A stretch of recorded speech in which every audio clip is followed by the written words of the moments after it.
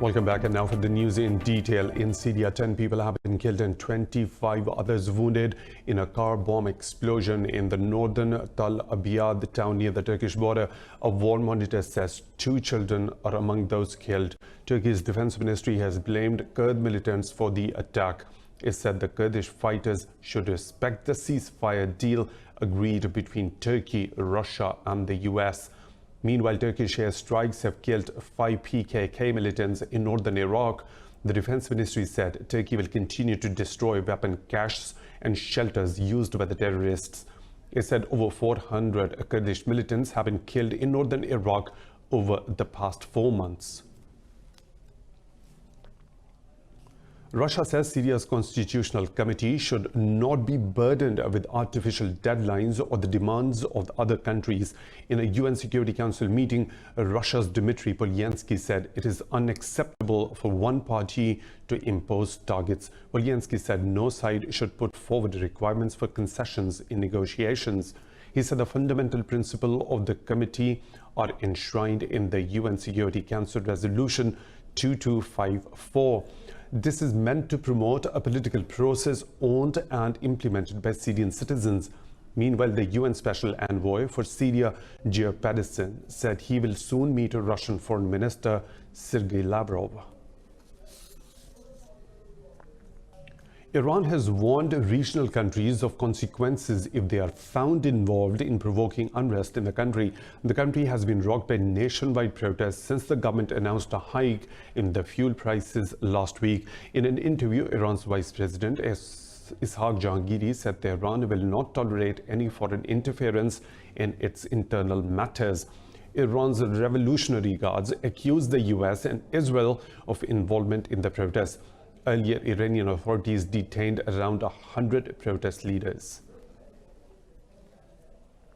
Now, months after cancelling Afghan peace talks, US President Donald Trump says Washington is working on an agreement with the Taliban. In an interview, Trump said the talks were cancelled when the Taliban killed an American soldier.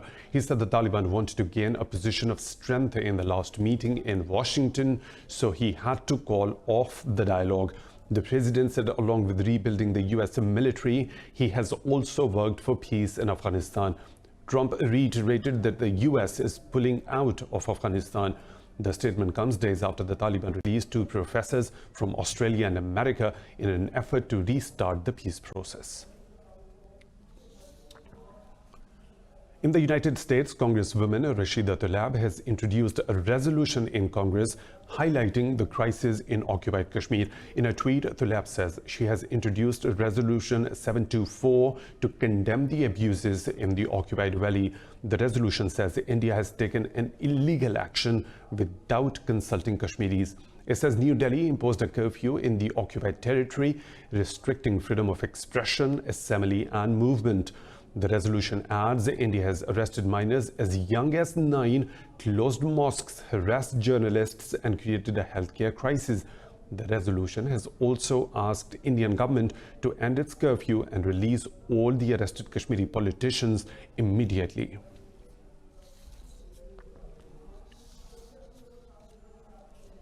China's ambassador to Pakistan, Yao Jing, has rebuffed a US criticism of China-Pakistan economic corridor. Earlier, US aid on South Asia, Alice Wells termed CPEC a debt trap for Pakistan, which lacked transparency. Speaking at the CPEC Media Forum in Islamabad, the envoy said Wells' statement fully exposes her ignorance of Pakistan-China relations. He said the US should not cast aspersions over a subject it doesn't understand. Jing said CPEC projects were investigated and it was unanimously concluded there was no corruption in their affairs. The envoy said the mega project is a win-win for both Pakistan and China. He said Beijing has always come forward to assist Islamabad in need without any political or government differences. China has labeled the United States the world's biggest source of instability. Speaking at the G20 foreign ministers meeting in Japan, China's foreign minister Wang Yi said the US is trying to suppress legitimate Chinese businesses. He also warned the US against interfering in Hong Kong's affairs. This comes as the US House of Representatives passed 2 bills backing protesters in Hong Kong. US President Donald Trump is expected to sign them into law despite delicate trade talks with Beijing. 50 student protesters holed up inside Hong Kong Polytechnic University have refused to surrender. The siege has entered its 7th day. Riot police have set up high plastic barricades and a fence on the perimeter of the damaged campus. There have been violent clashes at the university since anti-government demonstrations escalated over 5 months ago.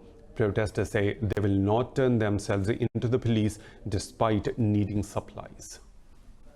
I will be here with my fellow protesters until the very last minute to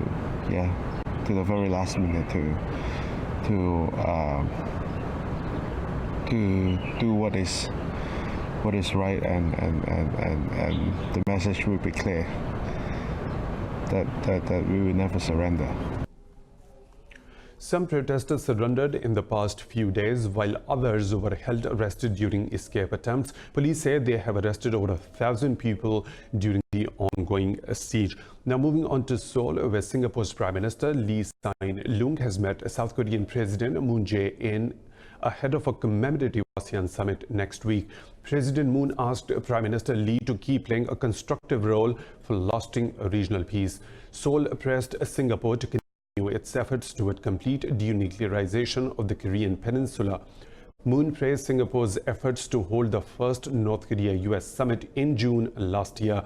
The two-day South Korea Association of Southeast Asian Nations commemorative summit will be held in Busan starting from tomorrow. Moon and Lee plan to attend the two-day Busan Group Summit to be joined by the leaders of 9 other ASEAN member states. Earlier, Pyongyang refused to attend the summit and accused Seoul of harming ties by involving the US in inter-Korean issues. A curfew has been imposed in the Colombian capital after 2 days of anti-government protests. The defense ministry said 3 people have died in the past 48 hours. Over 200,000 people took to the streets against President Ivan Duque's right-wing government in Bogota. Bogota Mayor Enrique Penalosa says the curfew is necessary because of looters. Defying curfew, protesters staged a demonstration outside the home of Colombian President. Duque has promised a national dialogue on social policies after protesters stormed the President's house. The protest started amid social upheaval across South America as a wave of unrest batters governments in Chile, Bolivia, and Ecuador. 24 people have died in western Kenya amid landslides following heavy downpours across the country. The landslides affected the villages of Nyarkulian and Parua. Officials say 12 bodies have been recovered so far, and the search for more is underway. 6 people of the same village have died after a passenger van plunged into a river in Pakistan's northern region of Lower Dir. Officials said all bodies and vehicle have been pulled out of the river. They said the accident happened when the driver lost control of the vehicle at an area of Golam due to overspeeding. The authorities have said the bodies have been sent to their native region of Bada.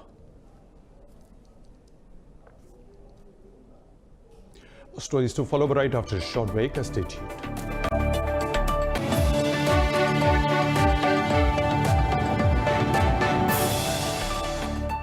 Welcome back. Pakistan's Foreign Office summons Norwegian Ambassador Kyle Gunnar Eriksson to lodge a protest over the desecration of Holy Quran in Norway. In a statement, the Foreign Office said such actions hurt the sentiments of Muslims around the world. It says such actions could not be justified in the name of freedom of expression. Pakistan urged Oslo to bring those responsible to justice and to prevent the recurrence of any such incident in the future. The man who interrupted an anti-Islam rally in Norway is being hailed as a Muslim hero on social media. The man, recognized as Ilyas, jumped into a barricade circle to stop a Quran from being desecrated. Netizens praised Ilyas and also raised alarm over the rise of Islamophobia in Europe and around the world. In New York, Martin Scorsese fans are gearing up for the legendary director's latest release, The Irishman. The film stars crime drama heavyweights Robert De Niro, Al Pacino and Joe Pesci. The film tells the story of a truck driver who gets involved with the notorious Jimmy Hoffa. More in this report.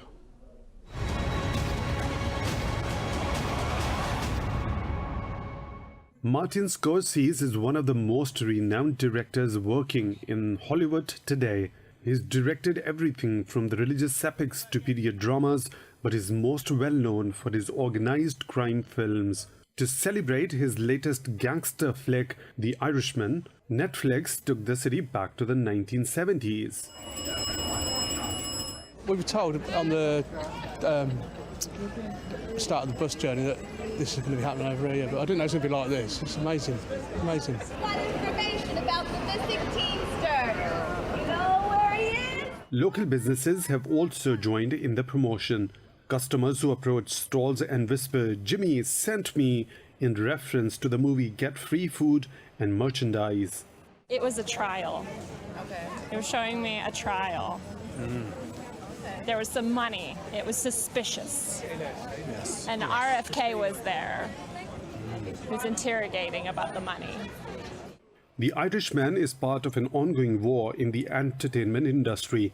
Netflix has been the most dominant streaming service on the market for years, but is now challenged by Disney Plus and Amazon Prime Video. As such, it needs titles like The Irishman to maintain its dominance of the market. The Irishman hits Netflix on 27th of November.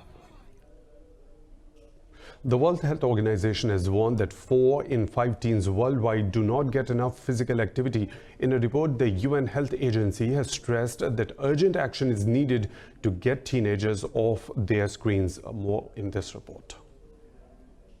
The rise of cell phones and gadgets have reduced the amount of healthy physical activity worldwide. The Global Health Organization has raised alarms over the increase of stationary lifestyle. Even though global targets for increasing physical activity have improved, the study found virtually no change over the 15 period it covered. World Health Organization study's lead author Regina Goodhold have asked countries to focus on exercise.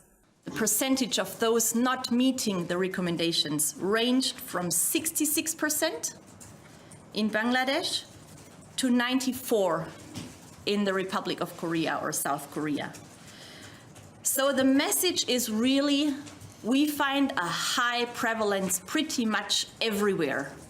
Many countries are between 80 and 90% of adolescents not meeting the recommendation for physical activity.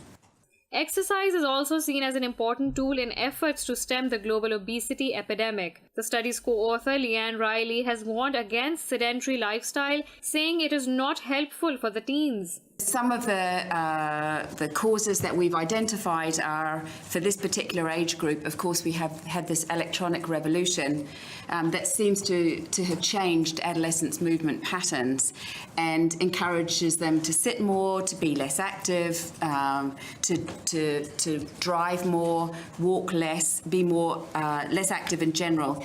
The report also highlights that girls need more exercise than boys. But in a number of countries, the gender gap appeared to be linked to cultural pressure on girls to stay home due to safety concerns. Business updates up next. Right after a short break, stay tuned with Indus News.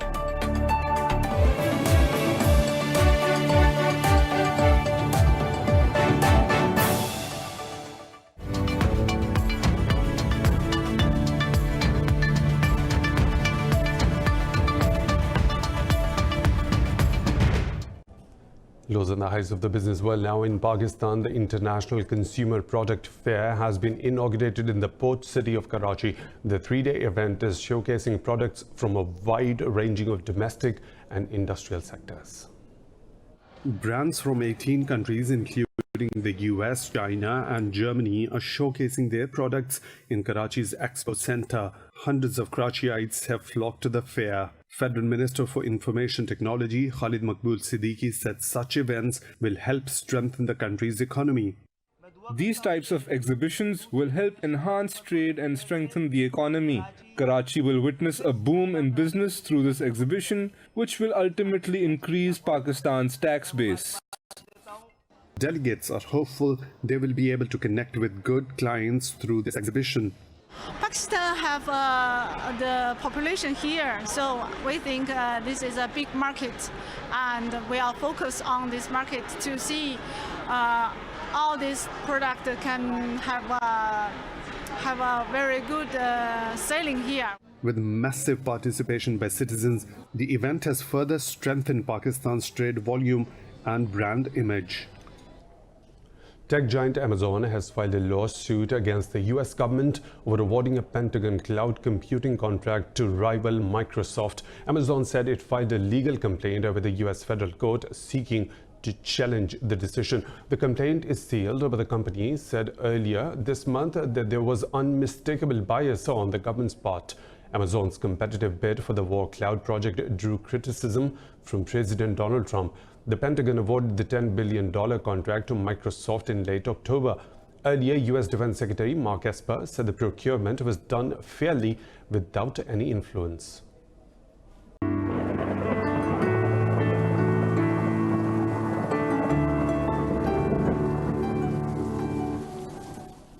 And now the weather situation from around the globe.